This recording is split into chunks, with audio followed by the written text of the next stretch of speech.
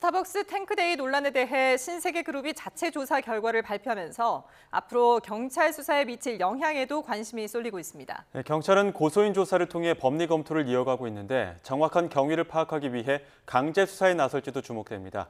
취재기자 연결해 자세한 내용 알아보겠습니다. 배민혁 기자, 오늘 신세계 측이 발표한 자체 조사 결과 수사에도 영향을 미치는 겁니까? 네, 신세계그룹은 오늘 자체 조사 결과 탱크데이 이벤트를 기획하고 진행한 직원들과 임원진의 고의성을 입증할 만한 명확한 근거를 찾지 못했다고 밝혔습니다.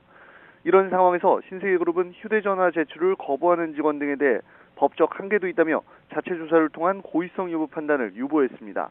결국 정확한 경위 파악은 경찰의 몫으로 넘어간 상황입니다.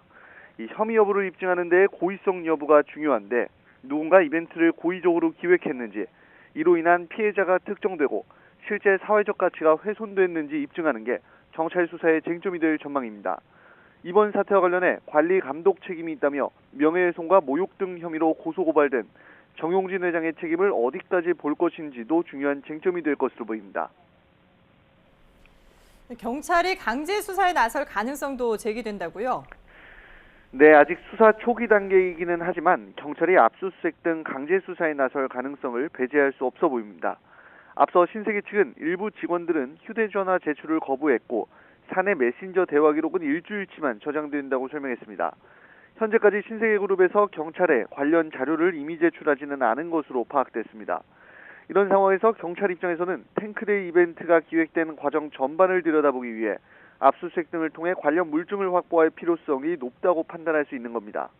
또 신세계 측이 자체 조사 결과를 바탕으로 담당 직원 등을 경찰에 수사 의뢰할지도 남은 수사의 변수가 될 것으로 보입니다. 네, 경찰이 휴일인 어제도 추가 고소인 조사를 진행했죠? 네, 그렇습니다. 사건을 수사하고 있는 서울경찰청 공공범죄수사대는 어제 광주 남부경찰서에서 5.18 유공자 20여 명을 대상으로 고소인 조사를 진행한 것으로 파악됐습니다. 앞서 5.18 유공자 5명이 정용진 회장 등을 고소했는데 이후 유공자 20여 명이 추가로 고소에 참여한 것으로 확인됐습니다. 경찰은 어제 조사에서 유공자들이 5.18 당시에 당했던 구타나 고문 등 구체적인 피해 내용을 듣고 이번 탱크데이 이벤트를 접했을 때 어떤 심정이었는지 등을 질문한 것으로 전해졌습니다.